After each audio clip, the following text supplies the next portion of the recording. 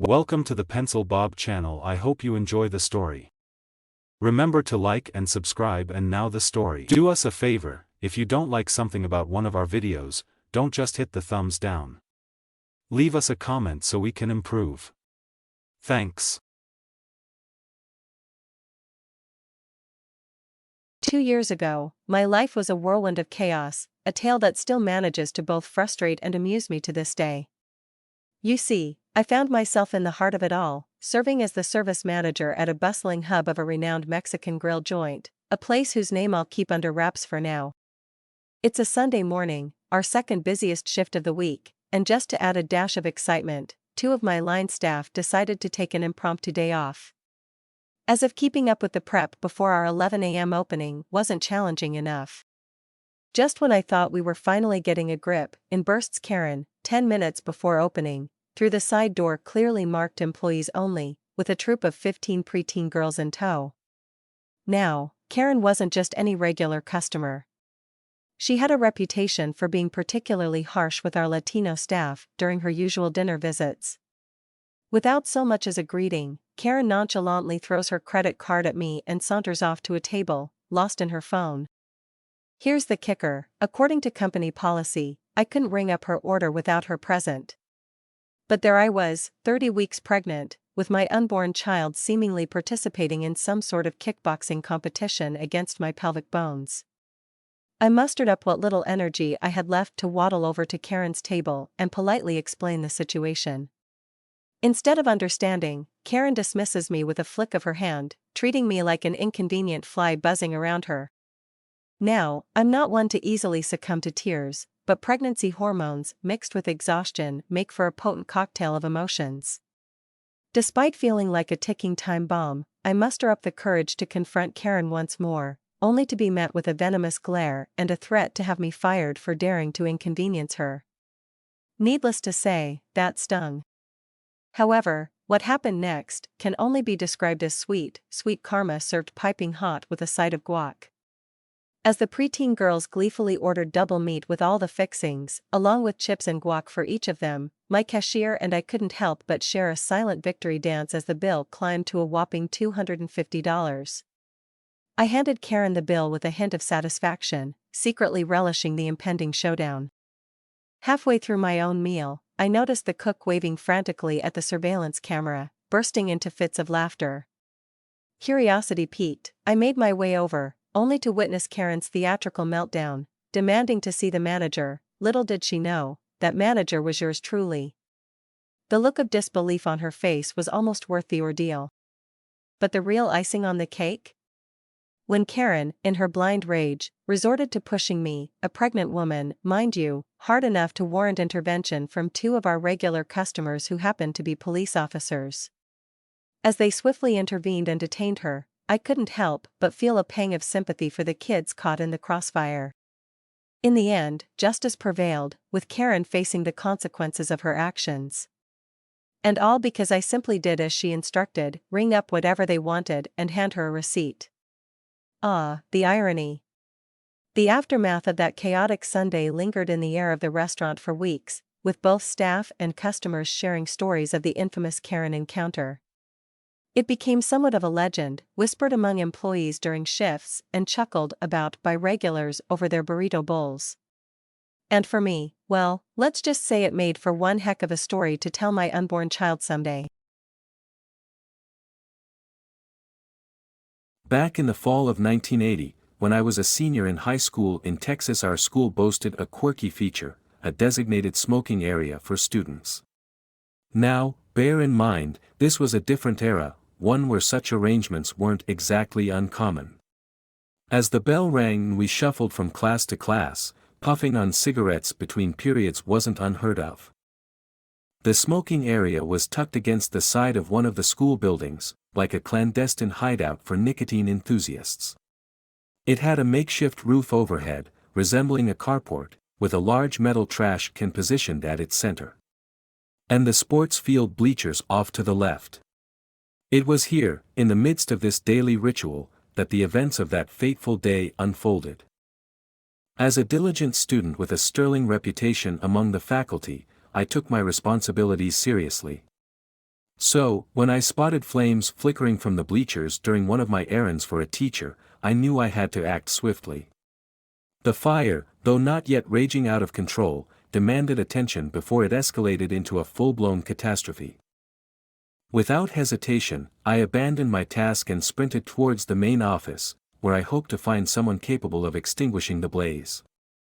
Bursting through the door, I was met with the sight of the secretary engrossed in conversation with another student.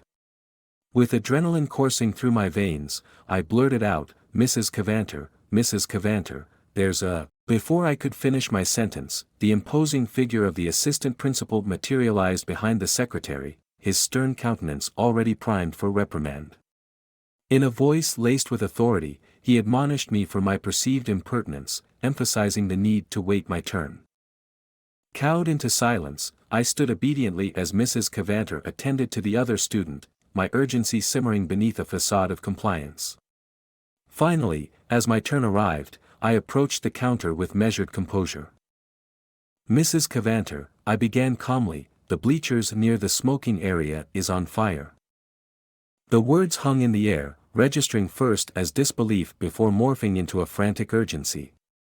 The assistant principal's thunderous exclamation reverberated through the office as he bolted from the room, leaving a stunned silence in his wake. Mrs. Cavanter, her eyes wide with shock, could only gasp in response. With my mission accomplished, I pivoted on my heel and exited the office, returning to class with a sense of quiet satisfaction.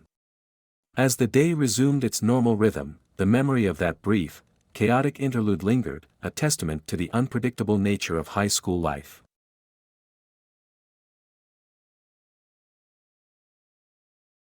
In a sprawling neighborhood governed by a stringent homeowners association, HOA, nestled at the foot of a gentle hill, stood my friend's house.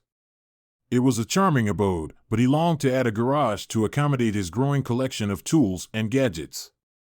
After much deliberation and navigating the bureaucratic maze of the HOA, he secured permission to extend his home and opted to clad the garage in cedar planks, envisioning a rustic yet elegant addition.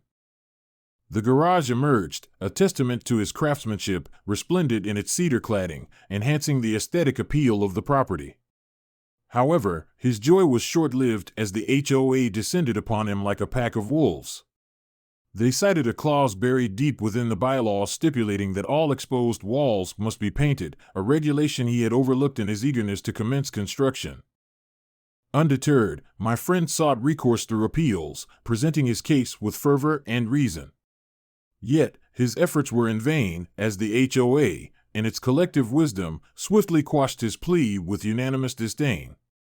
Crestfallen but undaunted, he resolved to explore the bylaws with a fine-tooth comb, hoping to uncover a loophole that might yet salvage his vision. And lo, buried within the verbiage of the bylaws, he stumbled upon a glimmer of hope. While the mandate dictated that exposed walls must indeed be painted, it conveniently omitted any specification regarding the color palette. A mischievous grin played upon his lips as a plan began to take shape in his mind. With a stroke of genius, he embarked upon a project that would not only comply with the letter of the law, but also thumb its nose at the spirit of conformity. Armed with buckets of vibrant paint, he set to work, meticulously adorning each cedar plank with a riot of primary colors, transforming the garage into a kaleidoscope of hues. As word of his colorful rebellion spread through the neighborhood, the ire of the HOA reached fever pitch. They stormed his property, faces contorted with fury, only to find themselves faced with a spectacle beyond their comprehension. My friend stood before them, a beacon of defiance, his laughter echoing through the tumult. Though they railed against his audacity, there was nothing the HOA could do to compel him to repaint the garage. For in his cunning interpretation of the bylaws, my friend had outmaneuvered them at their own game. And so, amidst a sea of glaring cedar planks, he stood triumphant, a testament to the power of ingenuity and the indomitable spirit of individuality.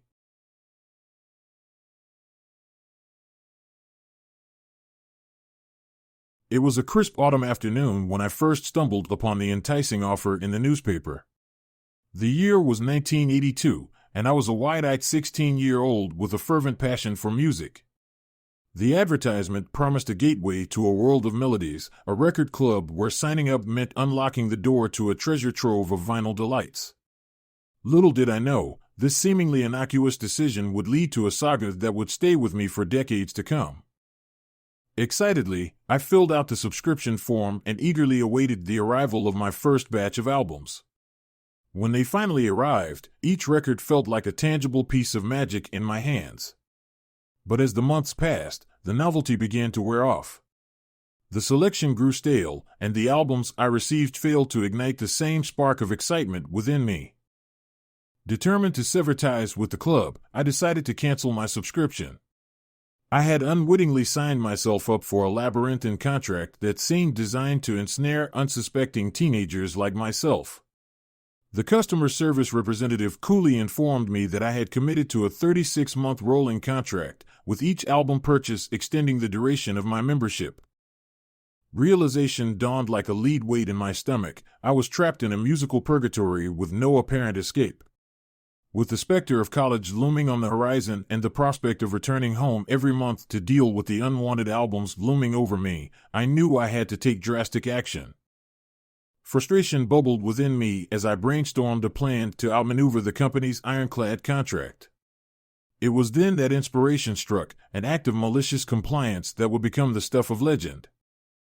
Armed with a surplus of prepaid envelopes from previous shipments, I embarked on a mission to thwart the company's tactics. Instead of returning the unwanted albums, I filled one of the envelopes with an unconventional payload, hardcore and wet cement sourced from the remnants of my father's building projects. As I struggled to carry the weighty package to the post office, a sense of defiance coursed through my veins. With each step, I felt the burden of frustration and resentment lift, replaced by a gleeful anticipation of the chaos I was about to unleash. The moment I dropped the package onto the counter, I knew I had struck a decisive blow. The bewildered postal clerk eyed the lumpy envelope with a mixture of confusion and apprehension, clearly unaccustomed to handling such unconventional parcels. 2 weeks passed before I received the anticipated call from the record club. This time, however, there was a note of resignation in the representative's voice as they informed me of the immediate cancellation of my account. Victory was sweet, tinged with the satisfaction of having outwitted a seemingly unbeatable foe. As I reflected on the ordeal, I realized that beneath the veneer of innocence lay a valuable lesson, one that would stay with me long after the echoes of the 1980s had faded into memory. Sometimes, the most effective solutions are the ones that defy convention, born out of a blend of necessity and ingenuity. And though my foray into the world of record clubs had ended in tumultuous fashion, it left me with a tale to tell, one that would be recounted with a wry smile for years to come.